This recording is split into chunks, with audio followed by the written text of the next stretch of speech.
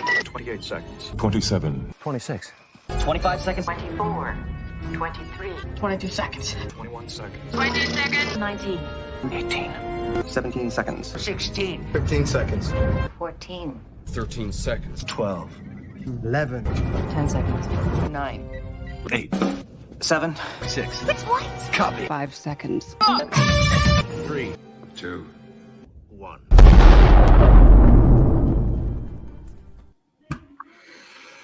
Welcome to Subspace Chatter, the show where we boldly go into discussing Star Trek Strange New Worlds. Today, we'll be discussing the second episode of the new series, and it's simply called Children of the Comet. I want to welcome all the panelists today.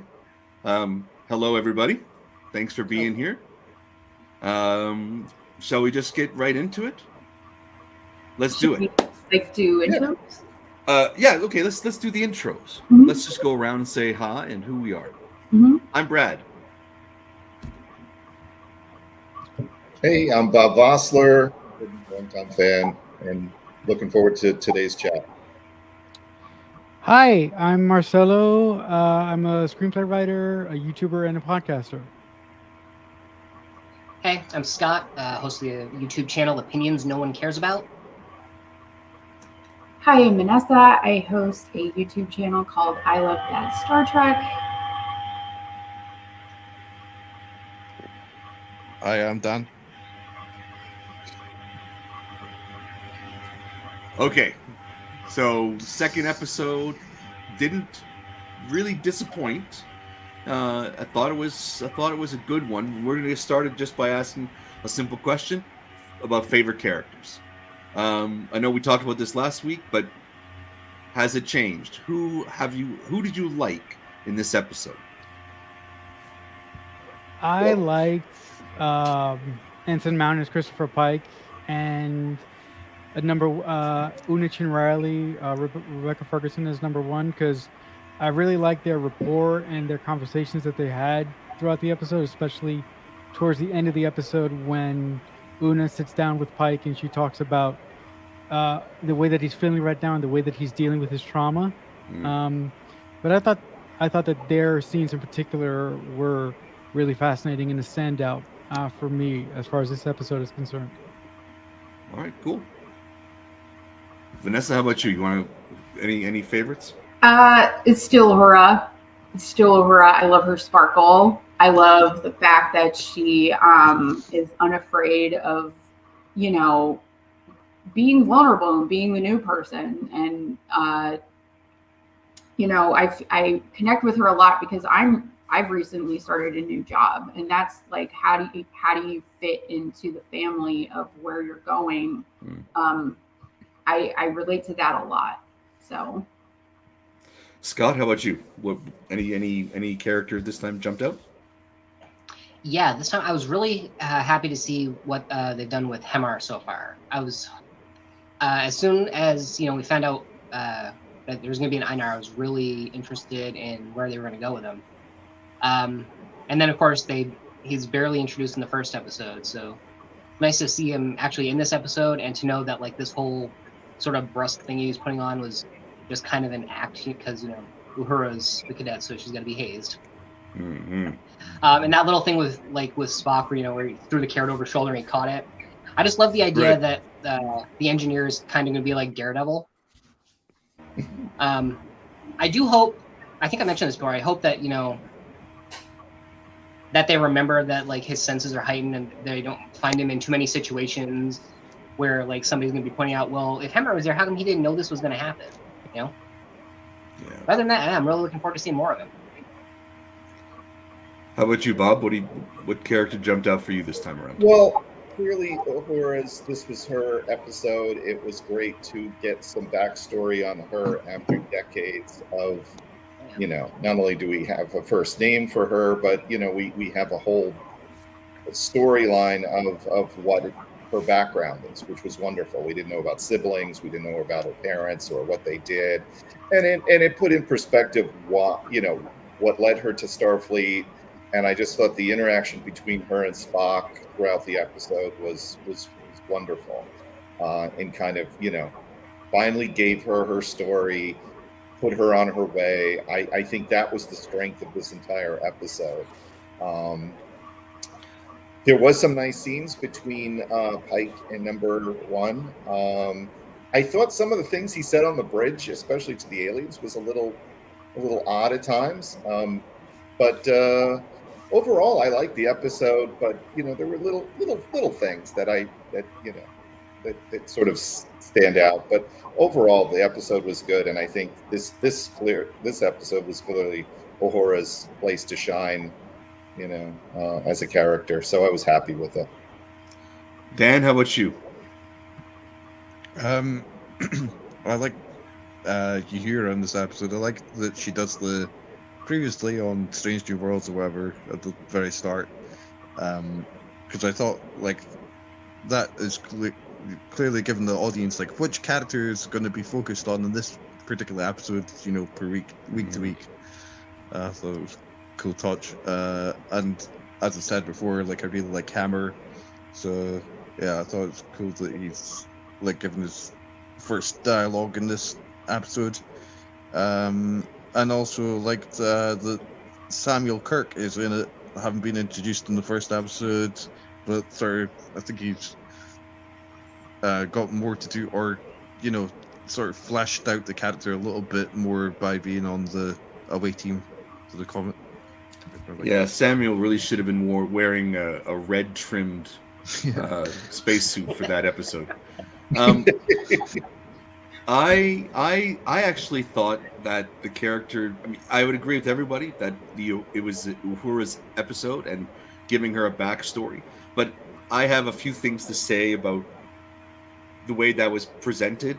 But nevertheless, my favorite character for the episode, while you always like Pike and number one and Spock, of course, the big three. I actually like the Navigator.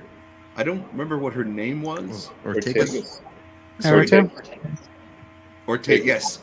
I Erica, like.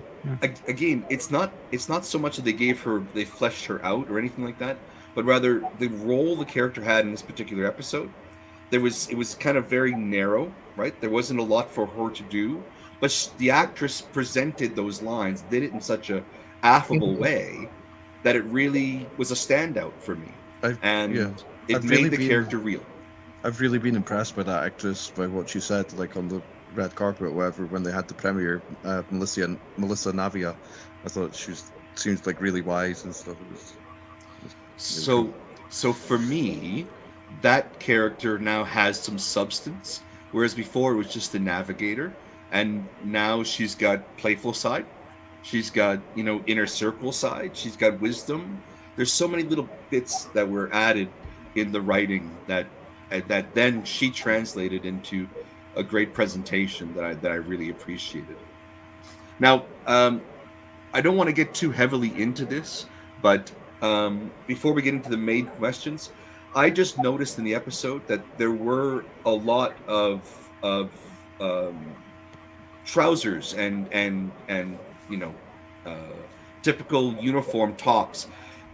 In previous shows of this era, women were depicted as wearing, those mid-thigh dresses, those mid-thigh uniforms, and they weren't present. I didn't see any in, and again, it's not a matter of my preference. It's just in terms of continuity. I didn't see even a slight passage of a character wearing that kind of uniform. So was that a problem for anybody else? Among the cast, with the female characters, there are both female characters who have skirts and ones whose the bottom of the shirt tunic like ends the same, straight line, sort of the same as the male characters. So there are some skirts. No, the fact that the background characters or any of the main characters didn't have the traditional TOS garb for women back in the 60s really didn't faze me at all, and it really didn't bother me at all. Yeah, it was just a minor thing that I was aware of in terms of continuity. It wasn't something that I prefer. I just was wondering about it myself. I think it's really cool how timeline, Oh, here we go. Even during the time of the Cage, they were wearing pants in the cage, you know, as far as uniforms were concerned. Okay. The only thing that struck me a little bit, and maybe it's just my perception, but I thought Uhura's dress uniform was very reminiscent of what we've just seen on Picard, their standard uniforms. Almost like, hey, we have this uniform that's left over from Picard. Right. Let's tweak it a little bit, throw it in, and make that the dress uniform for Strange New Worlds. Maybe that's what happened. I don't know. It didn't bother me. It just looked like that uniform, as nice as it was, looked more appropriate for something on Picard era than this. But just my observation. Dan, you wanted to add something? I don't know what. So I've just interviewed the costume designer for Strange New Worlds, and she talked quite a bit about continuity, how they've adapted like from the Discovery uniforms heading towards the original series. I found quite interesting what she spoke about. It's quite a long interview, and it'll be on the website War Factor Track soon. But regarding like continuity, I thought it was interesting that the like the Starfleet deltas and such appear as tiny little on the shoulders, and I think on the sleeves, and that's similar to Discovery.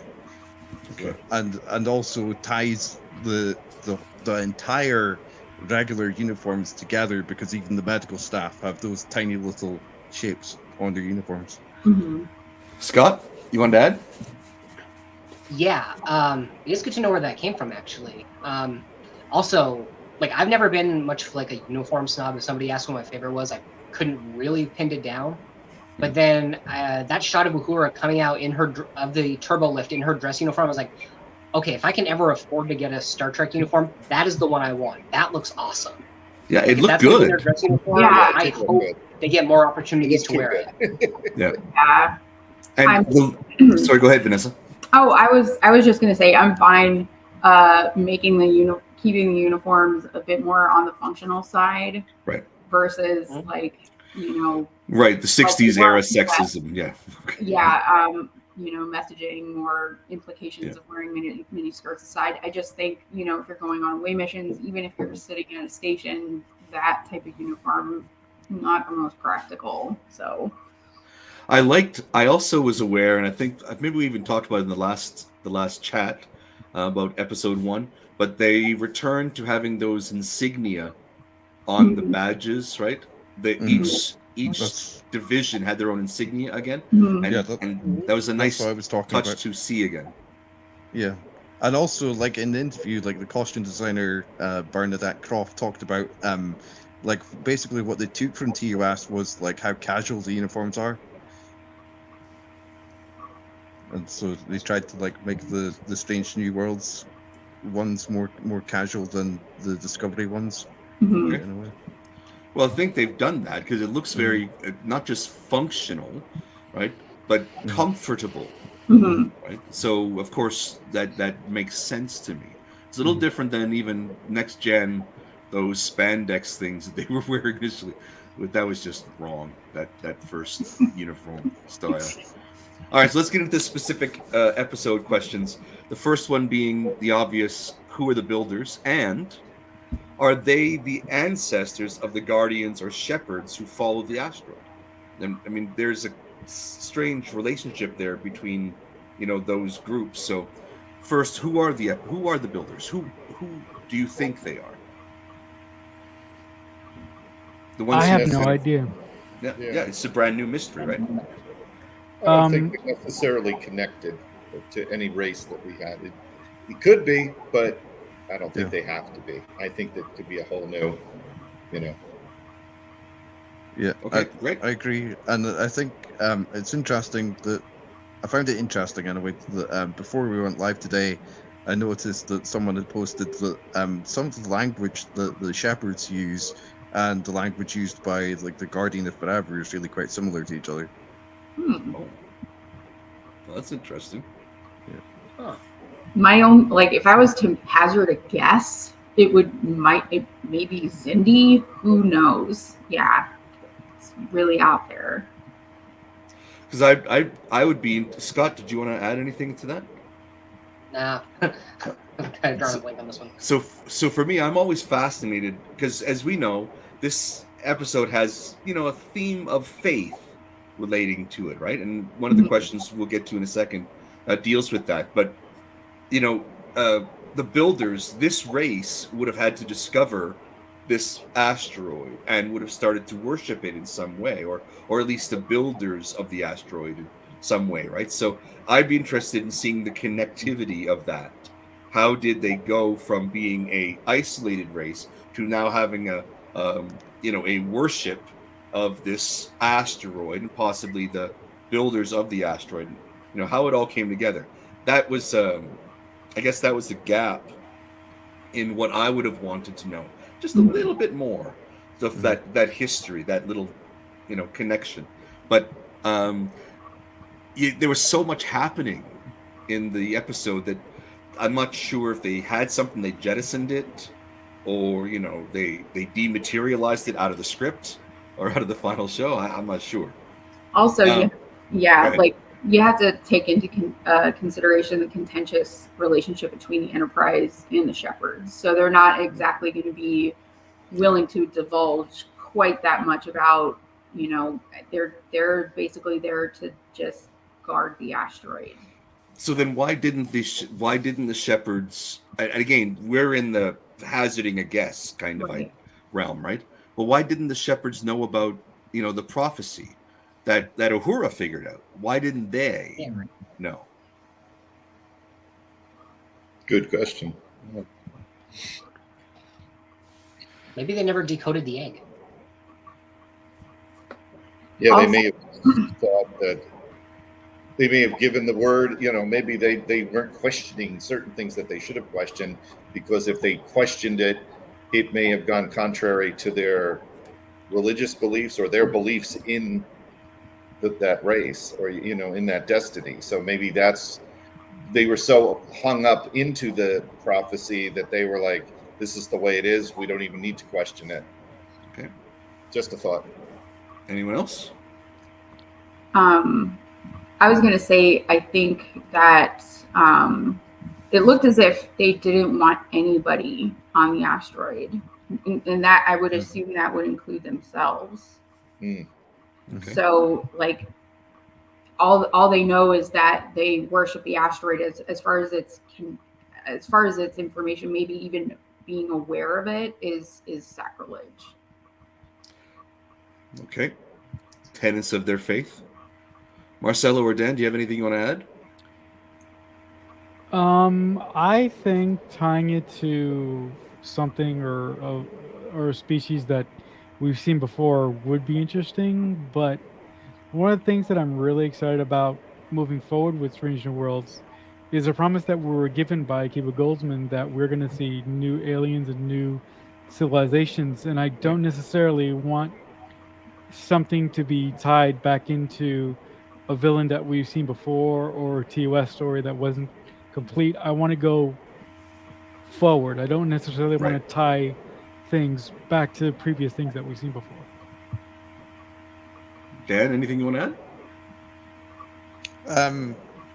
Well, I agree with to that. I would say I agree with Bob, what he said earlier about, like, it doesn't necessarily need to be a new people or something that we've seen before in Star Trek. But like there were just a wealth of possibilities that occurred to me. Also, like things that it could be. Like I even like considered initially, like maybe the builders of the Comet might be the same people as like who built the whale probe in Star Trek Forward Voyage Home. But then I thought no, because then like that probe is on the mission of discovery, and we'd already know like what's going. Like the whales aren't there and stuff. Right. And I thought maybe it's the prophets because, from the Bajoran wormhole, because they don't have the same sort of understanding of time as we do. I also thought like maybe the aliens themselves look a bit like aliens that are sort of colloquially called shroomies from the Enterprise episode Silent Enemy. Okay. Yeah. So lots of possibilities, right? That's why, for me, I wish they. And I didn't mean this to imply that I wanted them to anchor it to something we've already known. I would just want to know the relationship between the shepherds and, you know, the comet, and how that faith was developed, whether it's something new or something old. I you know, I'm just fascinated by the possibility and how it came about, which leads to the next question. So, was this episode a commentary about blind faith versus reasoned faith, or study of faith? And I don't mean just in the context of religion. I mean in the context of any belief system. Was it contrasting those two kind of approaches? Blind faith versus a reasoned approach? I do think that this episode posited the two sides of that argument, but I don't think that they presented the two sides necessarily well. I don't even think they scratched the surface of the episode that they could have made out of this sort of MacGuffin of this alien egg being at the center of this comet. Like, if they really wanted to go into that, they could have, but I think that they just used the faith angle to say, oh, look at this is really cool, but we're not gonna go deep into this. We're just gonna give you a really, really interesting little sci-fi sort of MacGuffin for the anchor point of this episode, and then we're gonna be done with it. I don't think that they posited a good enough anchor to really have any sort of conversation as to whether this, you know, said anything about blind faith or faith, you know, just on for faith's sake, so to say. I think that the episode structure wasn't strong enough to really, you know, go deep into that. But, you know, we can, obviously. Okay. Anyone else want to jump in? I think it wasn't so much a MacGuffin as just highlighting the sort of challenges and character arc that Pike is going through, and mirroring that to a certain extent. I think they're, as Marcelo said in his own review, I think it's cool that they're like concentrating on each of the main characters in such a way, you know, taking cues from Michael Pillar from season 3. Yep. Anyone else want to jump in? It did seem like, as Dan and it has been said, this episode mostly stood on its own to be you know, the plot stood as a catalyst to bring new realization to both Pike and Uhura, and even Spock, you know, to what was said, and I think that's what its purpose was. I'd be surprised if they revisited this plot line, this race, to answer some of the questions that we would have liked to have seen had it gone deeper. But it felt almost like an Orville type of episode, where it was designed to spark, you know, reactions and realizations from some of our key characters, and it accomplished that wonderfully. But I don't think it was supposed to go beyond that. Okay. So one of the questions that someone else asked or wanted to ask was about the parallels between Pike's journey, right, and the comet. So if we could just take a second to kind of dig into that, because you're right, maybe there wasn't enough meat in the episode to get into faith of different sorts, but there was a lot of focus on Pike's journey, right, and what he was going through and wrestling with. Was there a parallel between what the comet and the egg was bringing to the story of the Enterprise's journey and Pike's journey? Anyone? I didn't necessarily see it like that. I'm sure that the writers possibly or maybe not decided to put some story threads in there to indicate that this is somehow saying something about Pike's journey, or they may have not, but I didn't pick that up at all personally. Vanessa, you had your hand up a second ago. Yeah, sorry. Yeah, so I actually did think, sort of going back to the other question, but I'll tie it in. Okay. I did think it was about faith in yourself, about how that could be based, like you can have faith that that not everything is necessarily pre-written. You can, adjust your life according to your what you want to do. Where and you may be convinced that things are going to turn out one way and one way only, and then you make decisions that adjust that, and your future is in your hands, is essentially what the message of the episode to me was. And the Comet preordained it, but it's like it was clearly built to have those things sort of converge together, with Pike's fate apparently being pre-written, and Una saying, well, don't throw your life away. Don't just think that you're the thing that's going to happen in a few years, your head on a box is it. You can make decisions that change that, So don't accept the fatalism of that exactly kind of preconceived notion of where it's going. Mm-hmm. What's that old expression? Don't go gently into that good night. Right. Your fate Rage. Is make it, is what she said. Yeah. And this is what happened in the episode, right? The comet was making its deadly fall toward the planet, and the Enterprise said, well, we're not going to let that happen. Mm-hmm. And then along came the adherence to a faith belief that the comet needed to complete its journey no matter what, whether it was good or ill. It just happened. It will decide how it's going to play out, and you just have to accept it. And I mean, the asteroid itself is essentially an inert object, just heading, and your life is just an event, a series of events leading to a conclusion, and that conclusion is up to you.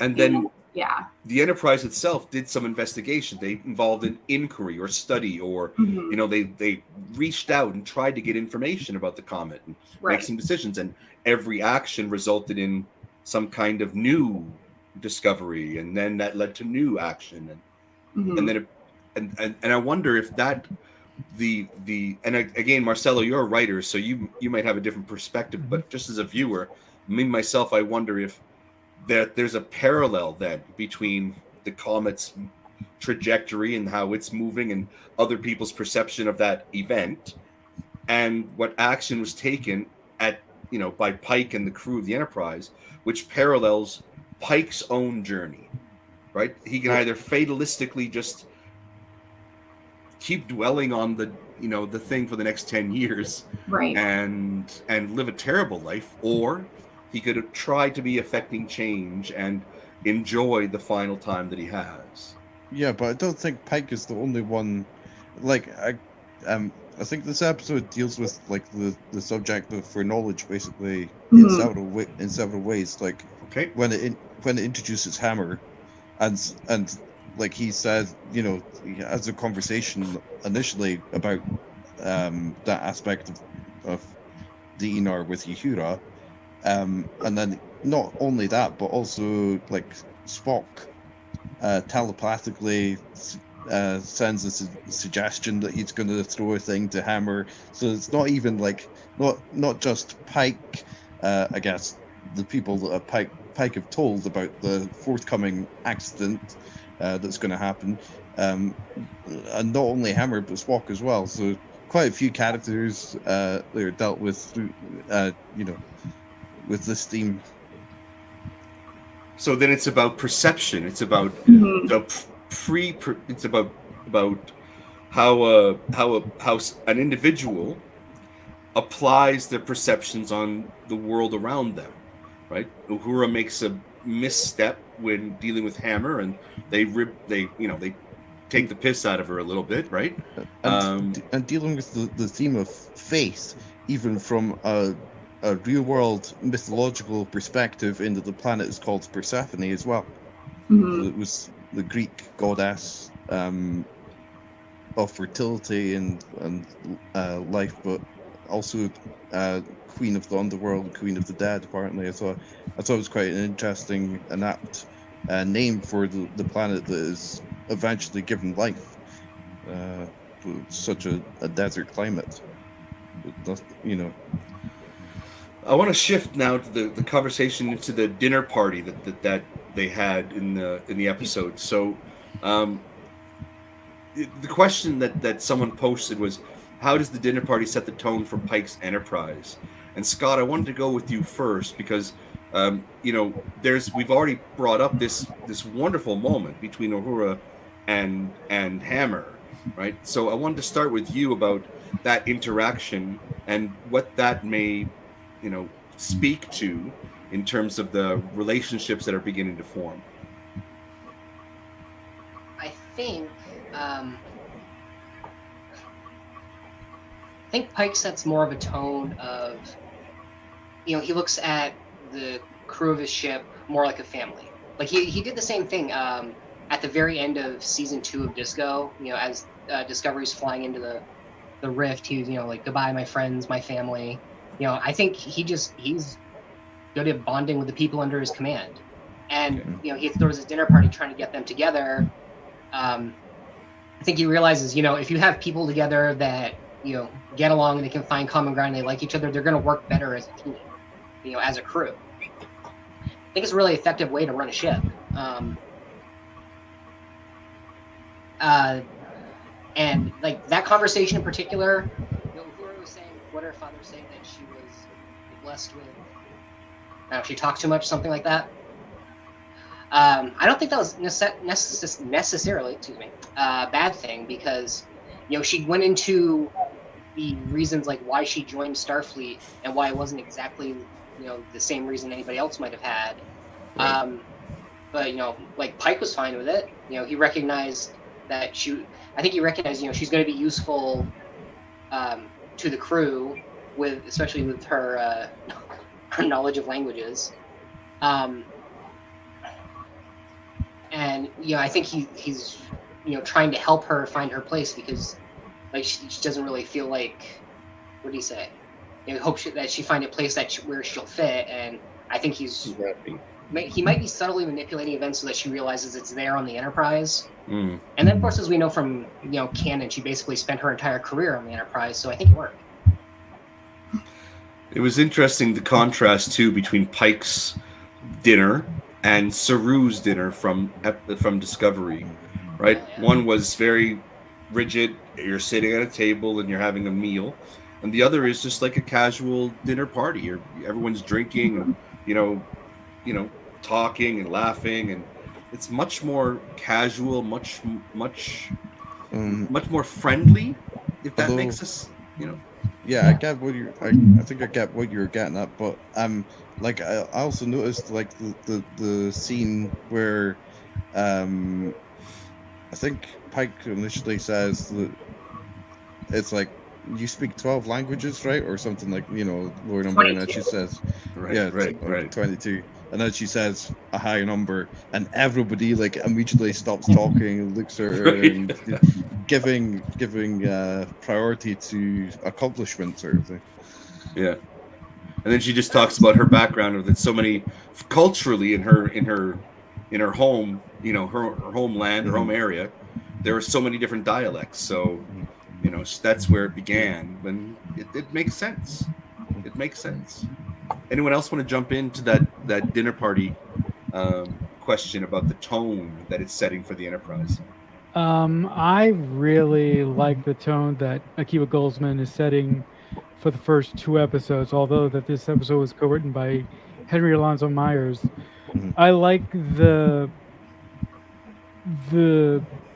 I like that we're spending time with these people and we're actually letting them breathe and getting to know them a little bit. even if we don't learn things about them necessarily, I don't think Discovery or Picard have done near as good a job as just spending time with your characters and letting them breathe a little bit before you throw them into impossible life and death situations. So I'm just enjoying the overall feel of these people or these characters in just 2 episodes as to juxtapose the Discovery crew who I've known for 4 years and I barely know much about any of them except the main people. Yeah, except their traumas. So I like that. Yeah, I like that juxtaposition that Akiva decided to put in there.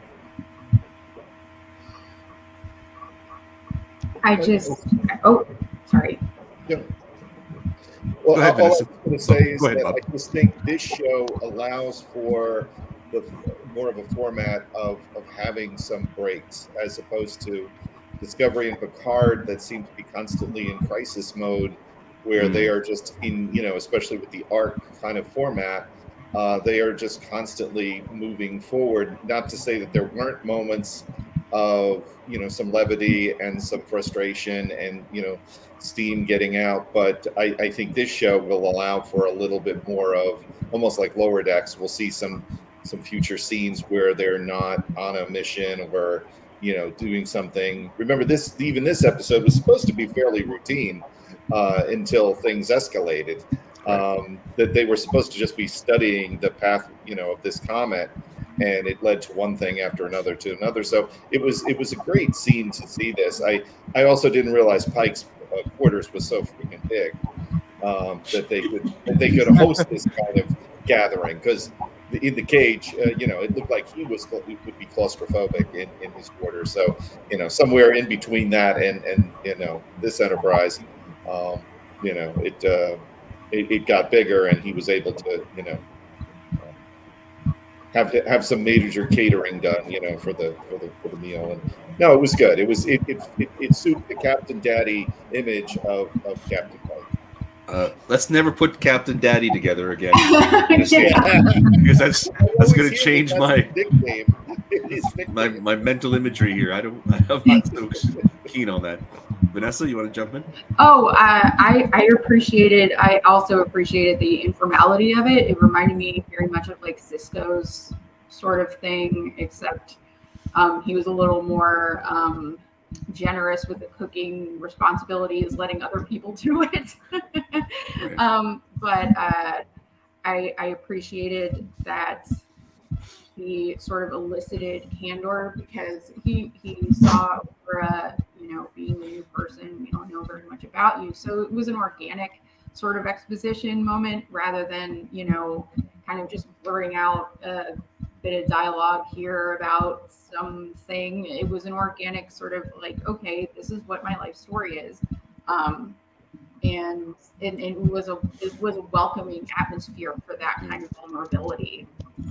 And familial atmosphere. So yeah, I completely agree. I think that the way it was written, the dialogue, the interaction, even the bit with Hammer and her will, generously saying, "Can I help you with that?"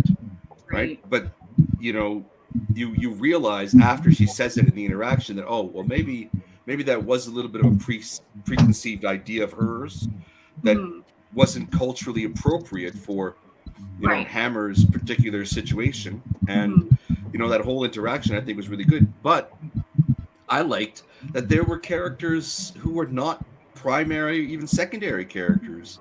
They were, extras or like lower deck people, whoever it was. There were others in the party, right, who've been invited. So it wasn't just the standard kind of bridge crew. There were others there, and it reminded me a lot of some of the original series moments where Kirk was walking the halls and he'd say hey to his friend who was a security guard or a security guy, or so and so who was from medical. Right. Because when you're on a ship, you're around these people 24/7. It's not like a job where you can just clock out and go home. Right. So you might as well adopt like a familial atmosphere, or at least it makes the most sense to me. So I appreciate it. So one of the things that I actually found, and I'm gonna bring up the part about Uhura, because we learned a lot about her in this moment in the dinner party, right, and how everyone was reacting to what she was saying. But I found that it almost struck me as two different characters over the course of the two episodes. One is the youthful cadet who, while confident and self-assured, is full of wonder. And then the other character, which we got a little bit introduced to in episode 2, was a bit more of a jaded and I don't know. It just, the contrast was a little too extreme for me. That it just seemed like almost two different characters. Did anybody else pick up on that, or was it just me? Yeah. Well, there's a couple things that drive me nuts about this episode from upon structure, but I just want to address what you said first. Hang on a second. There's a lot of reverb happening. Anyone else hearing a little bit of a? Yeah, I hear bounce? that. Yeah. So maybe if we could turn off our mics just for a second, so we can. Sure. Sounds like a heartbeat.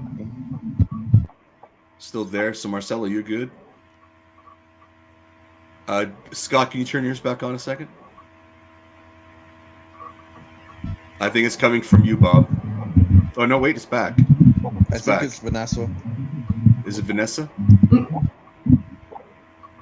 Okay, Scott, can you turn yours off?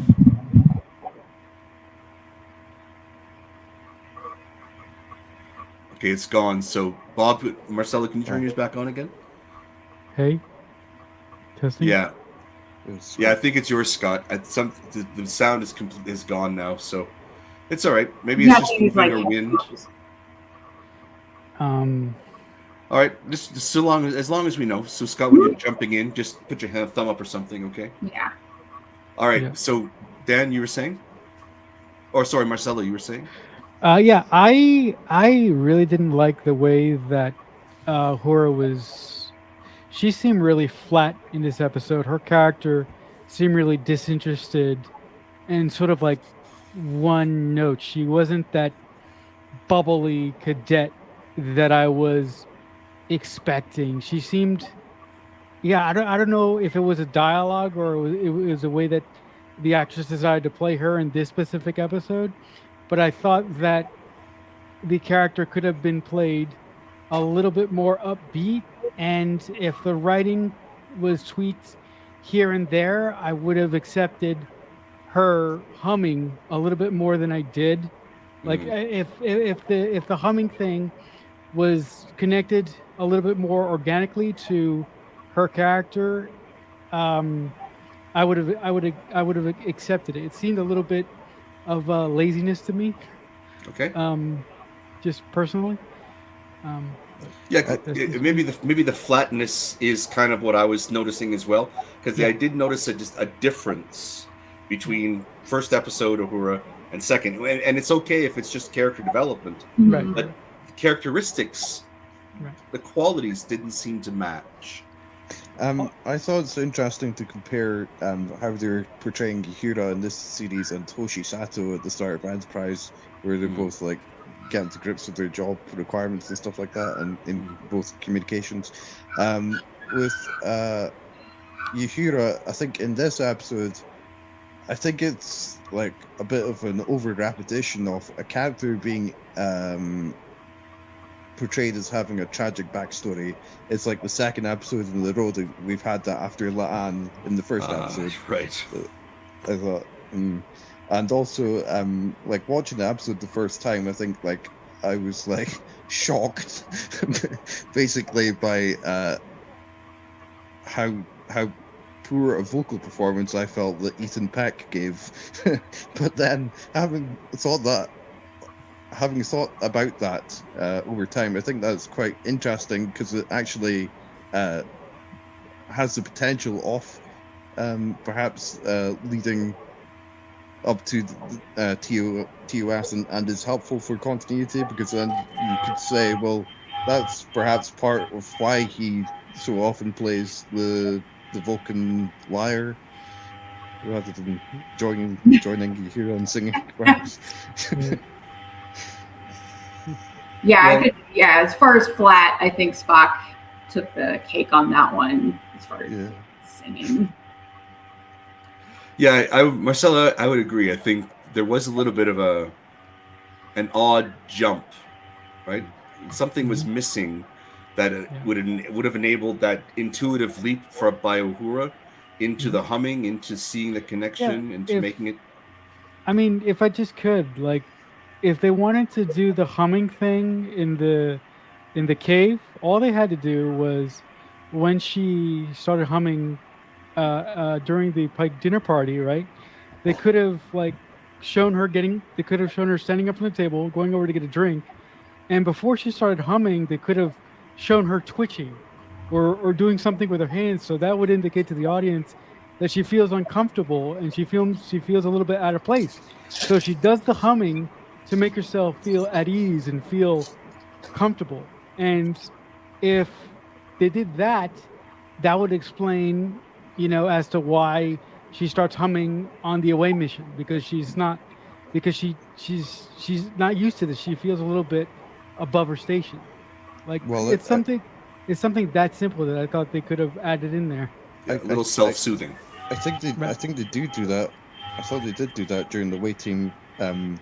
Like Spock says that he applies rigorous logic. Right. Also, you mentioned you hum when you're uncomfortable. Like he said that. Right. Pretty. Yeah. Right, but I as a writer, I prefer the old adage of show, don't tell. like just show me. Don't necessarily spell something out. And that's that goes back to a bigger issue that I've had with these 2 episodes of the way that character backstory is being handled so far. But that's just me. I got it. Scott? If you're talking about show, don't tell, I did kind of think Uhura being uncomfortable was telegraphed a little bit. Actually, starting at the dinner party, like when she walked in and number 1 was talking about how he's going, you too. Like you could tell from her voice, it seemed like it was kind of forced, like she was trying to make conversation, but didn't really know where it was going. And then before she went over to talk to Hemmer, she walked up to as just random characters, I guess you could say, a couple of lower deckers. And it looked like she's going to try to get a conversation, but then she didn't really say anything. She glanced over at Hemmer and went to talk to him.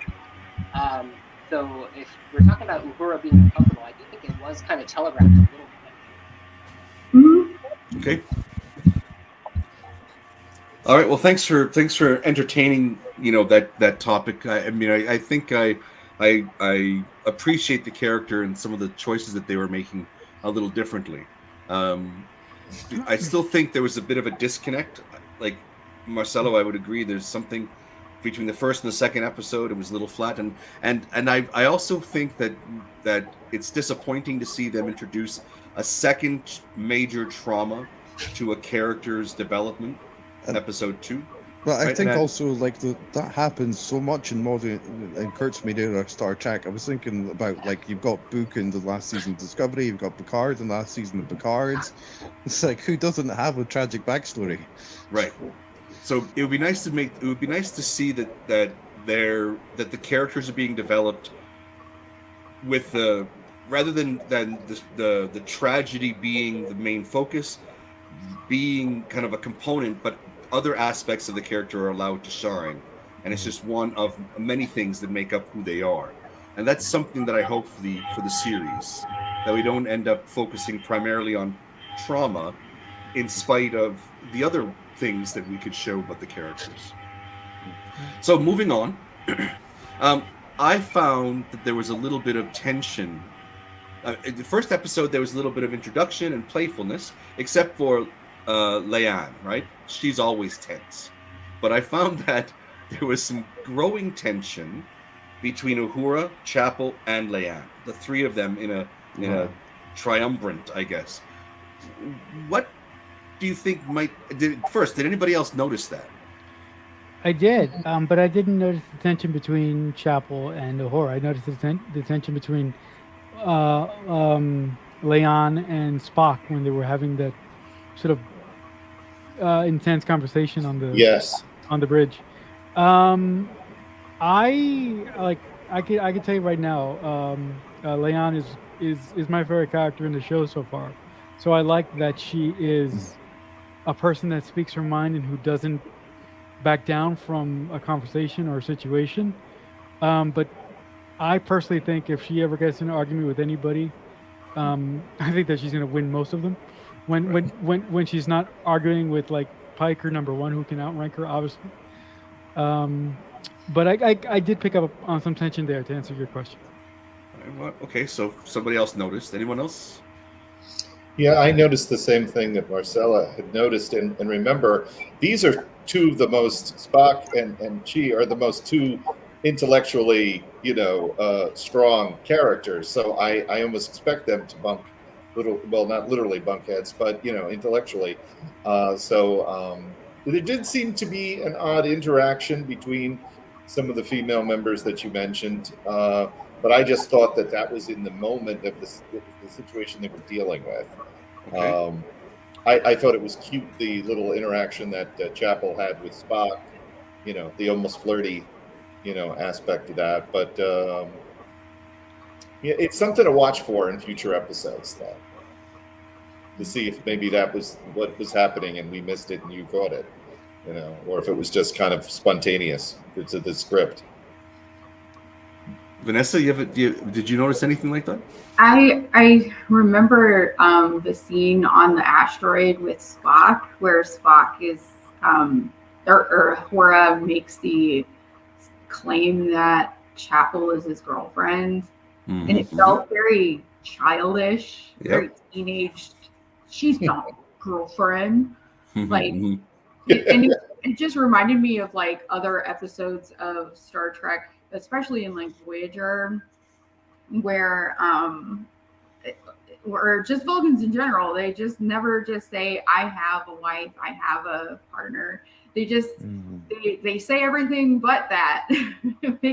make sure that they remain as mysterious as possible, rather than like instead of that, he's like, I don't have she's not my girlfriend. Yeah, it seemed very middle school to me. I thought that was amusing. Well, I think that like Vulcans are so personal about certain things.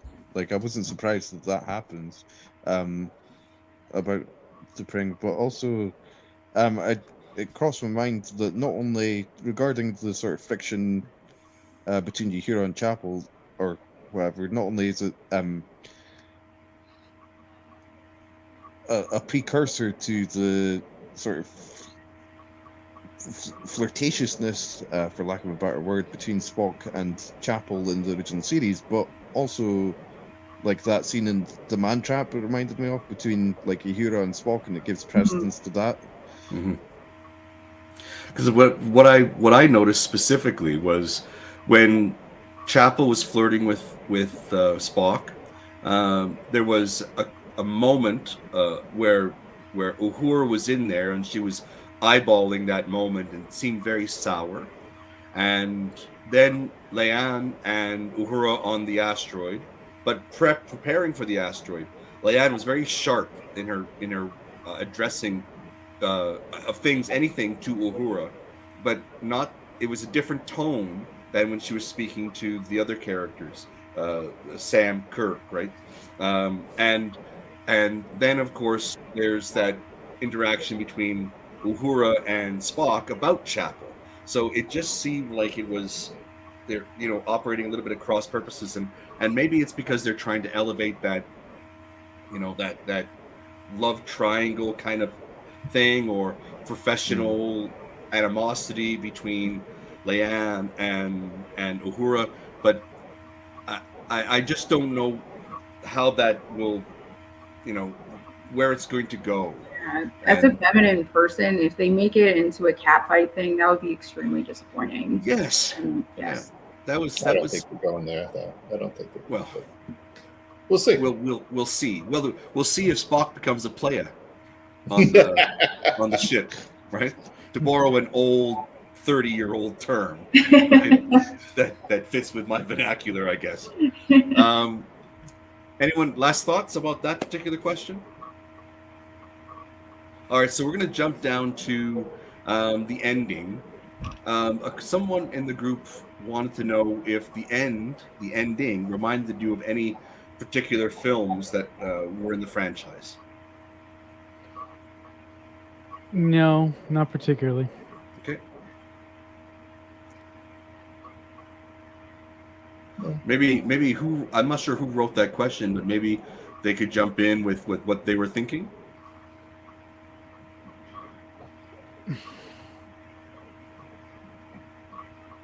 Was it Dan? I don't remember anyone asking the question. Okay. But Okay. I wondered if the episode reminded anyone of any particular films, because I've seen like likenesses being made to both like Alien and Close Encounters, especially with like the music. That's I'm so glad you brought that up, Dan. That's the other thing that made me go, really, guys? You guys got a little bit too close to that. When Uhura, Spock, Leon, and Kirk's brother were in the cave, and Uhura started to hum to the thing. I'm like, yeah, are you guys just doing Close Encounters? Because that got a little bit too close for me, but that's little minor other gripe, tiny little thing. It kind of reminded me a little bit of Aliens Prometheus when they were on the asteroid, that chamber that they were in. Yeah, it just the helmets too. Speaking. No, like, the artist, no, like,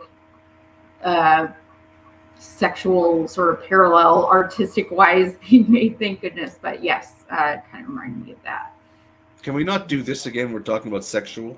I just just a little awkward, Yeah, of course. But I think I know the artist you're talking about from the 1920s, right? 1920s, 1930s. The artist who I am terrible with names, but the person who did the arts and all the design of the aliens. Oh, that's Geiger. That's Giger. That's Giger. Yes. Geiger. Mm-hmm. Yeah.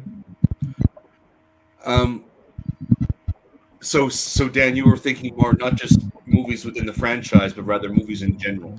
Yeah. Right? Okay. I did find, now I didn't think nothing really struck me as a movie in particular, but I did think that the egg was a little too on the nose, a little too beginning of life, kind of, it just a little bit too pointed. It would have been fine if it had been a cube or a sphere or.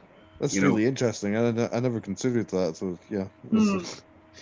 Thanks for bringing that up. We didn't want a monolith, though. We didn't. it might have looked better if it had been just a cracked egg with a little yolk and anyway. Okay, so we'll just get to a couple of things. I thought it would just be fun to kind of bring up during the WhatsApp chat. We had a couple of different things people were mentioning, just brought up just because it was fun, like the projector doohickey, on the navigation console. Did you like it? Did you like that pop back into the into the design of the I wish they kept it an overhead projector. Just make it the cheapest thing on set. I just thought that was just such a silly prop on the original series. I really paid no mind to it. I'm like, okay, whatever. I thought it's interesting regarding technology. I thought it's interesting that this episode, for the first time, establishes the TOS, or very obviously close to that era of tricorder, has the defibrillator sort of function. Yeah, I like that. Yeah. Well, yeah, I didn't mind the projector. Honestly, I think the design team, when they added these little elements, they're nice little nods, but they did their job because they didn't make it stand out. It wasn't something that was like glaring. Right. It fit in with the design, and we all just, some of us just accepted it as is, and that's a good thing, right? That's a good thing. Okay, we've already talked about trousers and fashion and all that. So last one, and I'm sorry, I don't know if it's just me, but Pike's hair. Yes. It yes. was. I mean, it went from like a little high to like so high. I was actually going to do my hair up to show how ridiculous it seemed, but I've got a lot of hair and I don't have that much product. So, it was. Did it strike anybody else as weird that it was like 7 inches off his head? You want to talk about? Like it could be a new force field. Yeah. You want to talk about? What the heck? Yeah. You want to talk about ridiculous hair? Although I think that she's going to be one of my favorites, I don't understand like whose idea it was to style the actress who plays Erica Ortega's hair like that. I'm like, it was apparently her own. Okay, well, I'm like, really? Okay. But in reference to Pike's hair, I did notice it getting a little bit more poofy and bigger. Bouffanty? Yeah. I like it, but as long as it doesn't get like massively big. If he goes to have a fro at some point, then I say no. You gotta chop it off. But I swear it's doubled up in height between the first and the second episode. Yeah. I personally really appreciate Ortega's very visually recognizably queer visual cues. I think that's like they don't really, there's no dialogue about it, but as far as like what you wore to the dinner party, how her hair is styled, on point. But and nor should there be dialogue about it, because if they treat it just as it's matter of fact, right? They have a certain style and they have a certain relationship with other people, and it however it plays out. If they treat it like they treated the Stamets and the doctor on Colbert? Discovery, what was that? Colbert. If they treat it just as, hey, it's just two people and they're in a relationship and it's committed, love each other, boom, let's move on. If they just treat it like that, yeah, it'll be accepted. Well, I thought it was really cool, actually, just to briefly talk about this, because I know, like, we really should return to hair. But I thought it was cool that the actress that plays Uhura is bisexual, identifies as bisexual, and yet, like, they haven't, like, made, like, a huge thing about, oh, Uhura's suddenly bisexual now. I think, like, it's really cool, like, having representation like that. Like, I overheard a discussion last night between actors that were saying, they're talking about like, apparently there's a director or something like that that's saying, oh, only autistic people can play autistic people. I'm like, no, it's called acting for a reason. Right. Otherwise it's just being, and it doesn't really work. Yeah. Right. So returning to the subject of hair. The hair. I know, Scott, you were get the point. No, it's just something I think I said in the chat a while back. When we were first talking about his hair, preparing questions, I was saying something. It was a good thing Pike didn't go on the away mission, because his hair never would have fit in the helmet. Like, it's just it's getting that big. Yeah, you did say, I remember you saying that, and you're right. If he'd gone on that mission, the helmet wouldn't have fit. It was too far for him. Right? and I once again, make the statement that I think Sam Kirk should have been fringed in red, because he did take that jolt, and for a while he was dead. Right? So, or comatose. Yeah, but here's the thing: do you really think anything would have happened to him? Was that after all the effort they put into the bait and switch, like saying Paul Wesley's going to come and play Jim Kirk, and then in the pilot they're saying Lieutenant Kirk will be, on the ship soon, and then Sam shows up. I honestly didn't think after that, even though Sam spent most of this episode knocked out, kind of because it didn't seem like they had anything to do for him, even though he's on an alien or on an asteroid around alien technology. Like, I never thought he was actually going to die. Like, I didn't think they were going to redshirt. It did seem a little bit out of place. You know who Sam Kirk reminded me of as soon as I saw him walk on the bridge? Galaxy Yes. Quest Yes. Guy. guy. Isn't it ironic that the two scenes thus far of Sam Kirk, or the two most memorable scenes of Sam Kirk thus far, are from his original, where he is on the floor, and where in this episode where he is on the ground.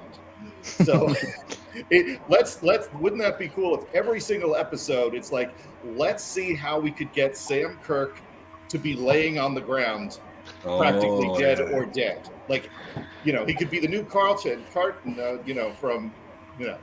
Wow. Well, that would add levity to the otherwise serious. It would be an Orville event. But all right, so we're at the point now where we're going to do pips. We're going to introduce the pip ranking. So 1 to 5, 5 being the best, 1 being the worst. I guess you could go no pips enlisted.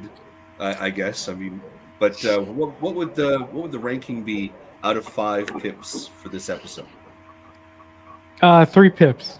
3 pips 3. for me. Okay. Yep. yeah, well, 3. All right. I would go along with that, Marcelo. Bob got 3. Vanessa, what would you give? I would say a solid 4. Okay, a solid 4. Mm-hmm. Not like one of those fake pips where it's like Right. mid-rank. All in the middle. Right. Okay, got it. We're going full captain. Dan, how about you? What would you rank it? 4 as well. All right, solid 4. Yeah. Got it. Scott. Yeah. What I just said, Sam and all that. Yeah, that's a solid 4. Solid 4. All right. Well, I'm going to go with a solid 4 as well. Wow. And just because I like that we're moving in a good direction with the series, and there's only a couple of things that I can overlook. But the hair thing, I'm not sure if it gets much bigger. I don't think I can overlook that. Okay, so I just would like to say thank you to the panelists for joining us in the discussion today. We hope you, our viewers, have enjoyed it. And let us know in the comments section what you thought about this second episode of Strange New Worlds.